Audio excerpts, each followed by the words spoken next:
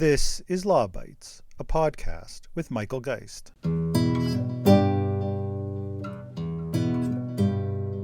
Welcome to the Year-End Law Bites podcast.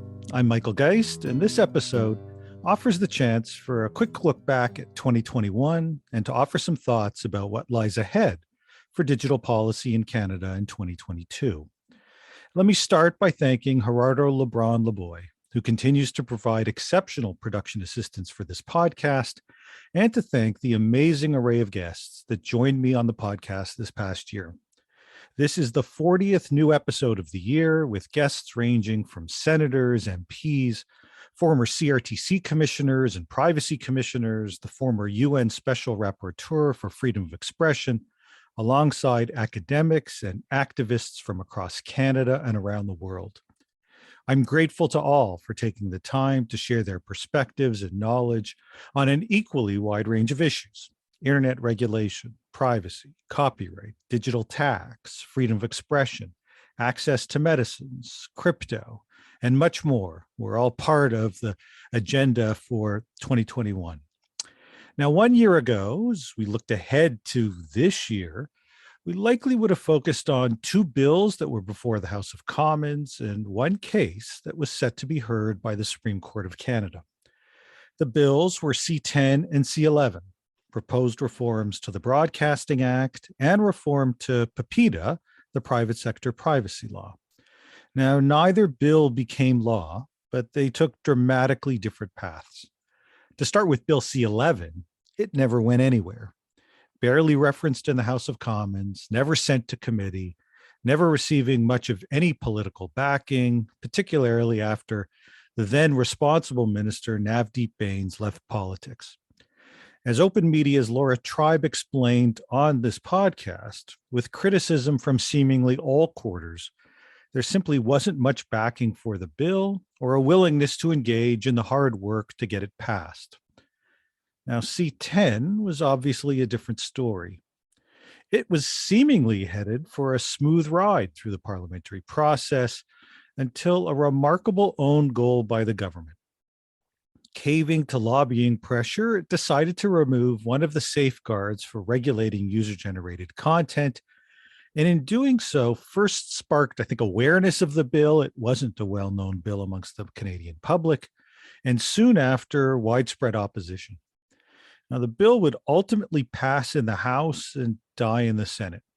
There were many episodes this year devoted to the issue, including an insider look from former MP Scott Sims, who chaired the Standing Committee on Canadian Heritage, which is where much of the action around Bill C-10 went down.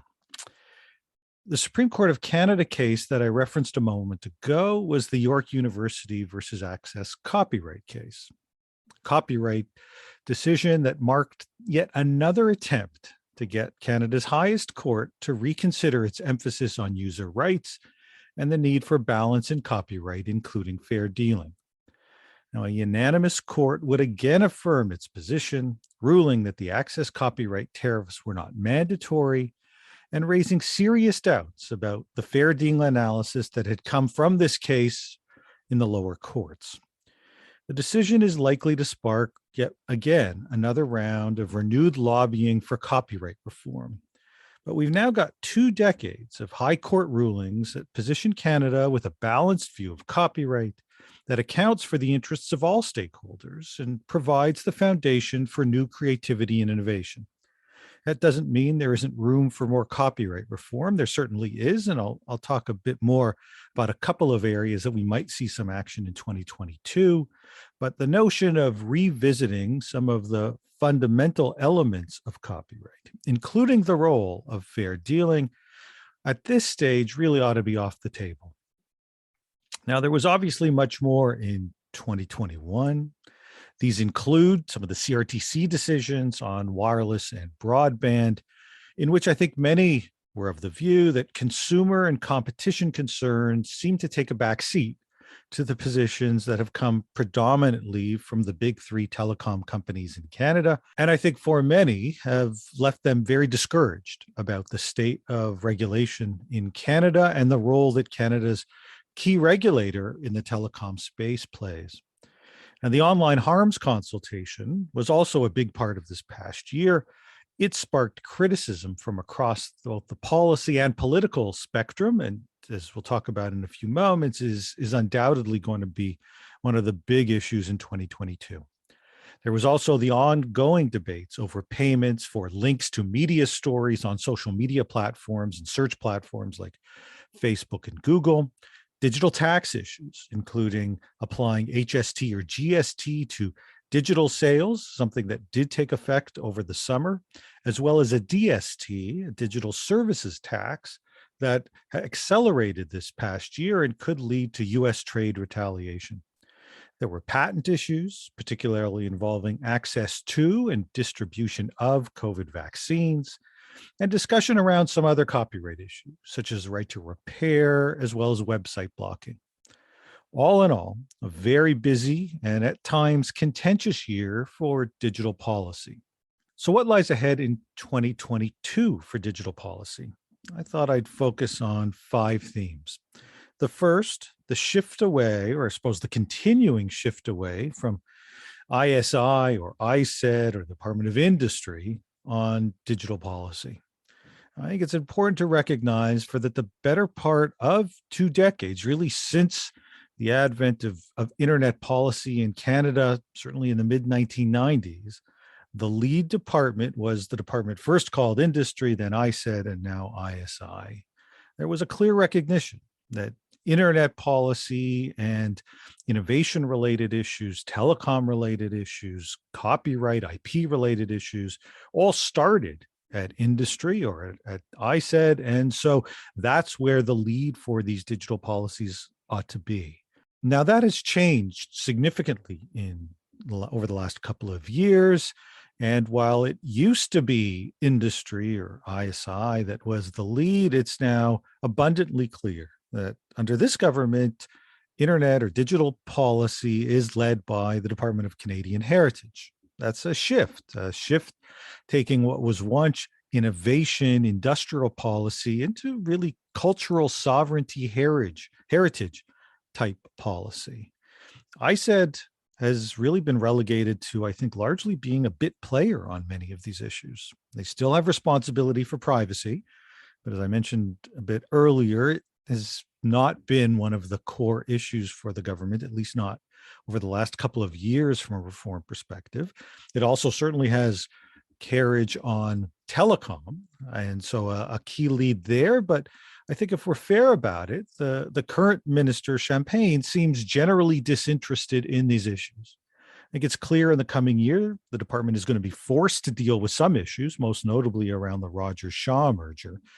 But by and large, it's more responding to the lead of heritage as opposed to being the lead policy department. And that has, of course, enormous implications for some of the kinds of policies that this government has been developing on these issues. There is, and I'll come back to this in a moment, there is another department that I think is playing and is going to play an increasingly important role in digital policy. And that's, in a sense, an amalgam of international trade plus finance.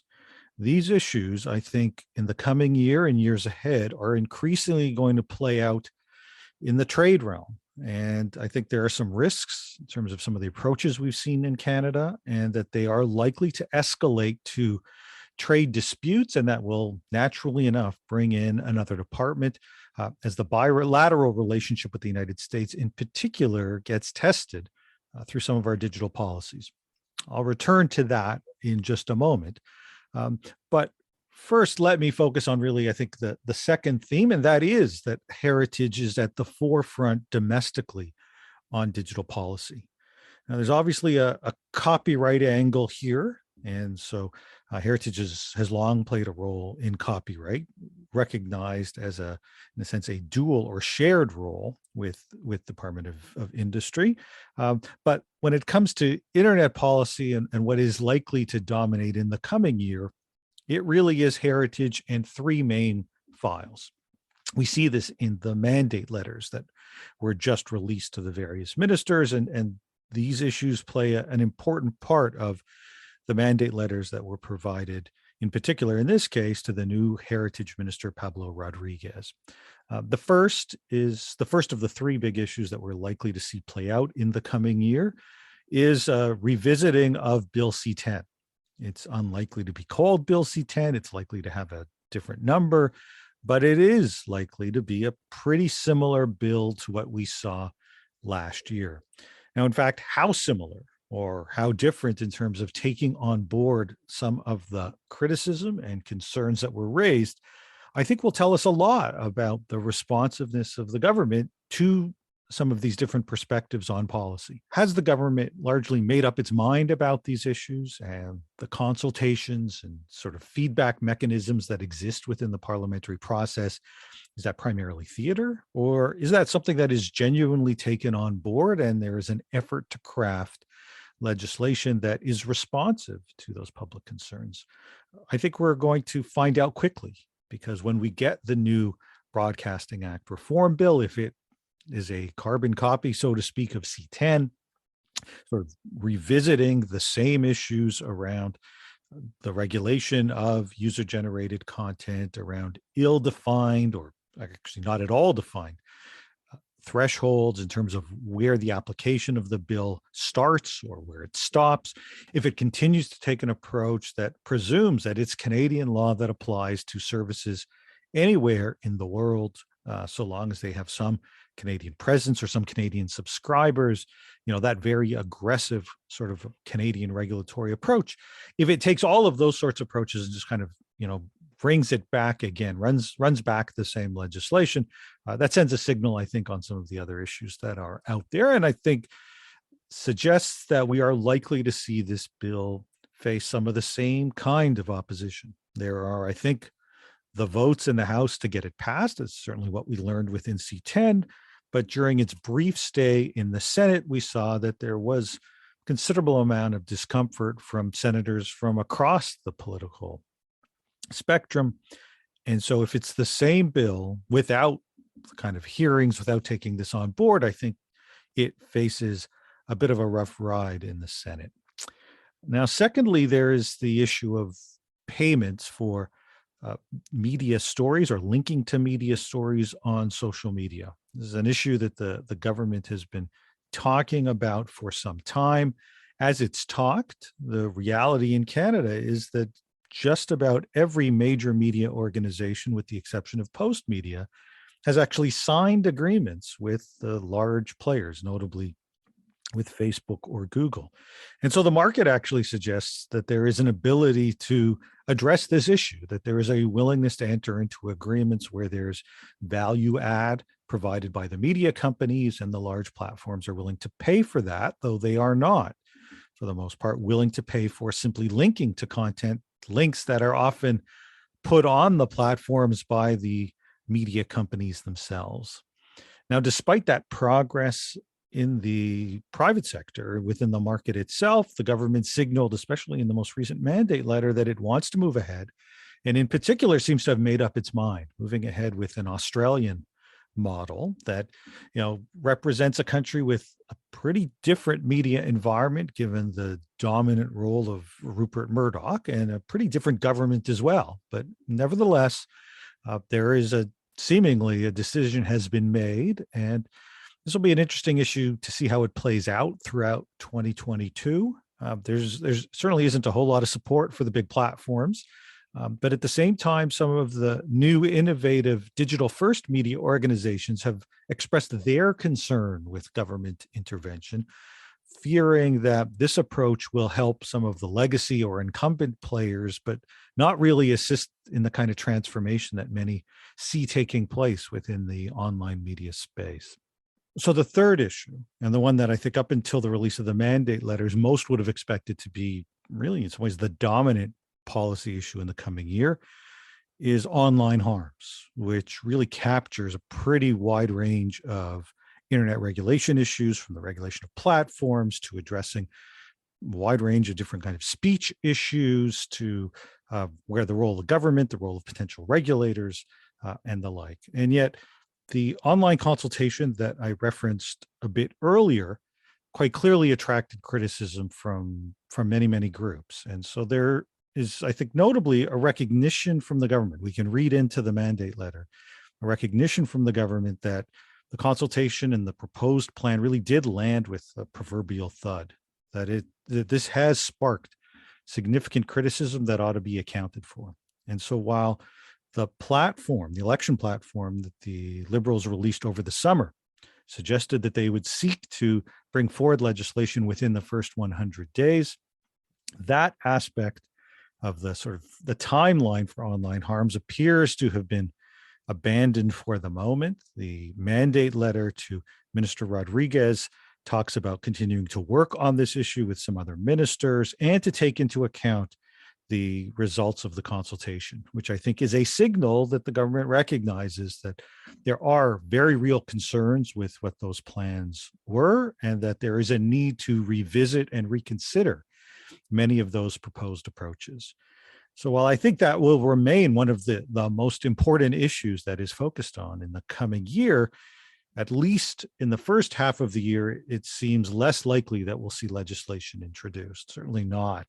It will certainly not be, I don't think, one of the very first bills that gets introduced by this minister. That is likely to be more the revisiting of C10 plus the media-related issue in terms of linking.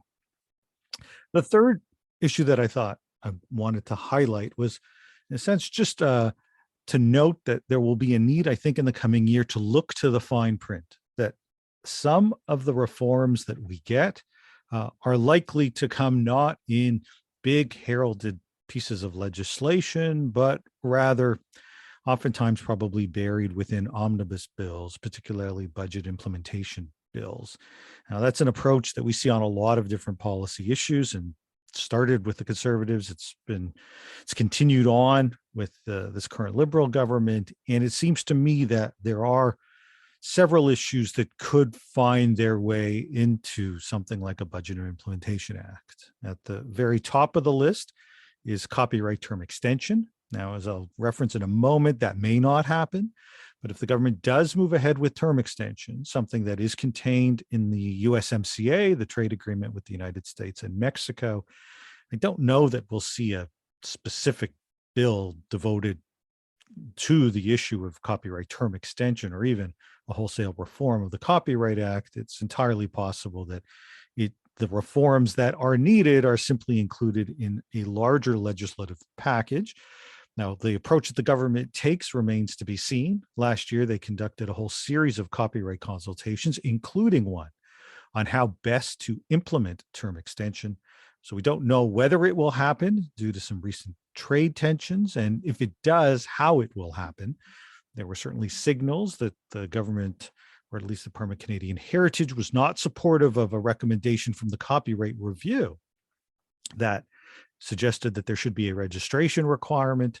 We'll see what the results of the consultation and then the chance to rethink that, whether or not the government moves in that direction. And if they don't, what steps they do take to try to mitigate what I think is now widely recognized as both a concession to the United States, not something that Canada wanted to see. In fact, the Canadian government has now been explicit in recognizing term extension as not being something that it wanted, but rather something that it provided to the United States as part of the bargaining that takes place in a trade agreement.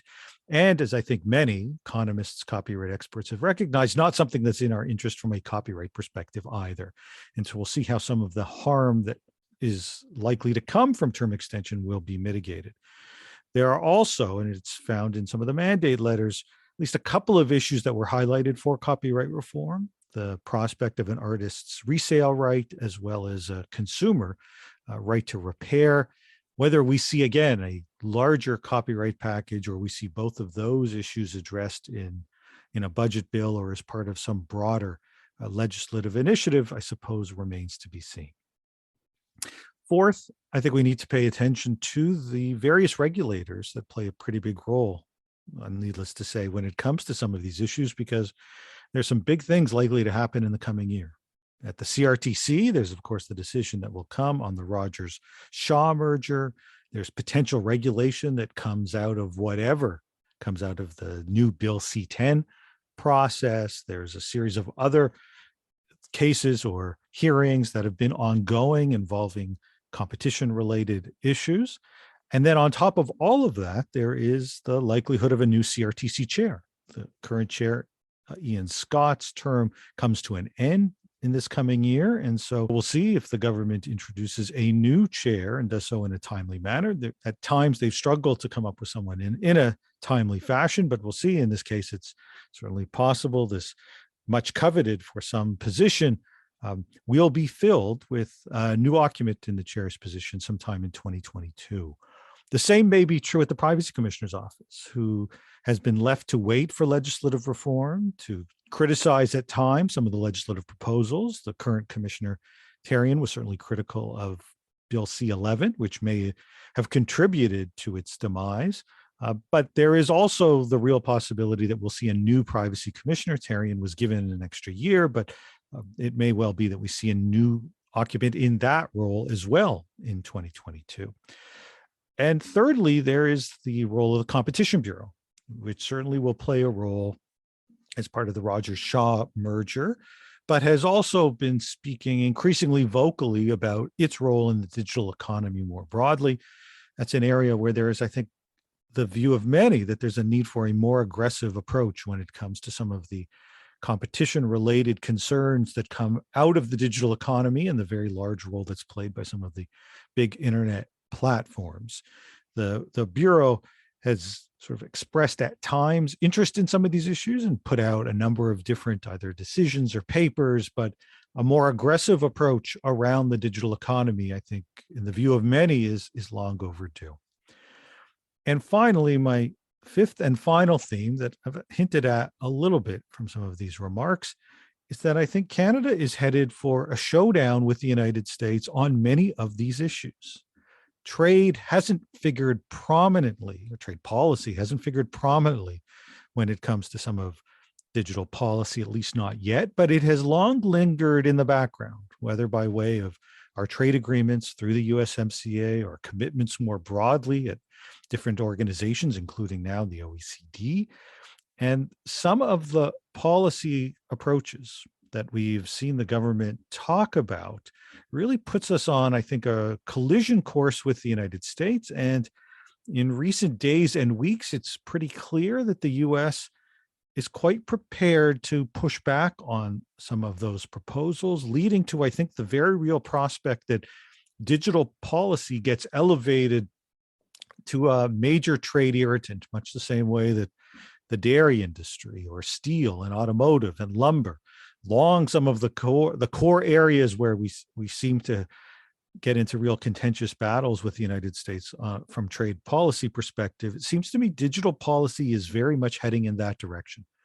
We saw it, for example, with respect to copyright term extension, where the government has expressed concern about a US proposal around tax credits for electric vehicles and has raised the possibility of a response, including delaying implementation of some of the IP provisions in the USMCA. And it's pretty clear that what they're talking about is copyright term extension. There's also the issue of digital tax. And so on that front, there was in the past year an agreement at the OECD to develop a global standard around the so-called digital services tax, the attempt to ensure that all large multinationals, particularly some of the tech companies, pay their fair share, particularly for revenues that are generated from things like online advertising or from user data. Now, the Canadian government's previous approach was to say, we would prefer an international agreement, but if there isn't one, we're prepared to go it alone, knowing that other countries that have gone it alone, such as France, have faced real threats of retaliation by the United States. But once there was an agreement at the OECD back in October, part of that agreement was an agreement of all the countries on a moratorium, so that of further digital services taxes. So all the countries agreed that they wouldn't move forward with any of these new proposals, given that there was an international agreement that is scheduled to take effect over the next couple of years. And yet, despite the moratorium, despite the agreement at the OECD, over the past week, the finance minister, Chrystia Freeland, introduced plans to introduce the Digital Services Tax Act, saying that Canada would move ahead, notwithstanding the moratorium, with legislative reform that would take effect in 2024 if the OECD agreement isn't in full effect, and would be retroactive, which means that companies of of all sorts, not just the large US tech companies, but also large retailers, potentially the Bay or Walmart, and a range of other companies that may also get captured by the current legislative plans, have to start at least accounting for some of this, starting now, effectively starting in 2022.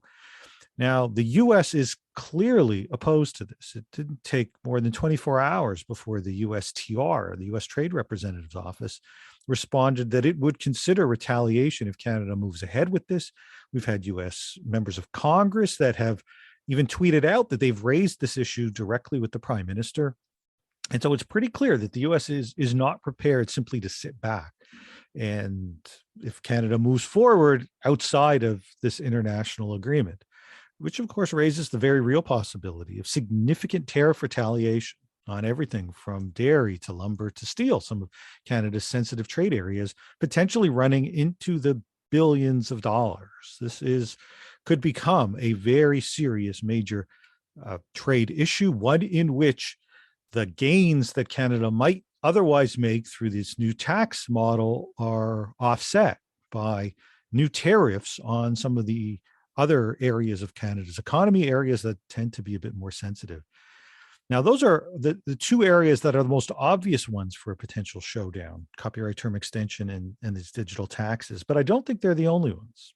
I think the prospect of media payments raises real possibilities, especially the extent to which that they target specifically US platforms and don't really implicate anybody else. The same is true, I think, for sort of the C10 type broadcast regulation. If this ends up targeting or capturing not just a few large streaming services coming out of the United States, but effectively includes as well a myriad of other services, the exercise apps, the digital media services that were in a memo that was prepared within Department of Canadian Heritage, recognized as being part of what C10 would cover. It seems to me pretty likely that there will be opposition. It simply is implausible that a Canadian rule that would capture potentially hundreds or thousands of US-based services, requiring them to submit confidential data to a Canadian regulator to potentially pay into a Canadian system, would simply go through without any response from the United States, particularly with the USMCA in place. And USMCA also, I think, plays a potential role with respect to some of the online harms. Canada agreed to provisions in the USMCA that look very similar to what's known as the CDA Section 230 sub C, rules in the United States that create a safe harbor for large platforms. If Canada veers away from that into legislation that creates new liability for those platforms, it's also quite possible that we'll see the US respond there. So when we take a look at just about all the core Canadian digital policy issues, the ones that have been escalated as the top priorities, they all hold the possibility of butting up against US policy, whether from provisions that are found in the USMCA or from other international agreements, or simply ones that the US would take the approach are singling them out in a discriminatory, or their companies out in a discriminatory fashion, and is likely to result in some sort of response. And so it seems to me that in some ways, when we look at Canadian digital policy right now, there's a two-step process unfolding. There's the domestic process, as I say, led now by Heritage on many of these core issues. And once Canada settles on something, or even as it tries to settle on something, there is the response that we get from our trading partners, most notably the United States, that may well use some of its power and relying on some of the trade provisions that we've already agreed to push back and threaten real world consequences that could run into the billions of dollars based on where Canada lands on some of these policy issues. And so there is clearly never a dull moment when it comes to digital policy, and 2022 looks to be, I think, a really interesting, exciting, and potentially controversial year as well. I'll be back in January with more episodes of this podcast alongside the regular posts on my blog. Wish everyone a happy holidays, stay safe, and see you next year. That's the Law Bites podcast for this week. If If you have comments, suggestions, or other feedback, write to lawbites@pobox.com. Follow the podcast on Twitter @lawbitespod or Michael Geist @mgeist. You can download the latest episodes from my website at michaelgeist.ca or subscribe via RSS at Apple Podcast, Google, or Spotify. The Law Bites podcast is produced by Gerardo Lebron Laboy. Music by the Laboy brothers, Gerardo and Jose Lebron Laboy. Credit information for the clips featured in this podcast can be found in the show notes for this episode at michaelgeist.ca. I'm Michael Geist. Thanks for listening, and see you next time.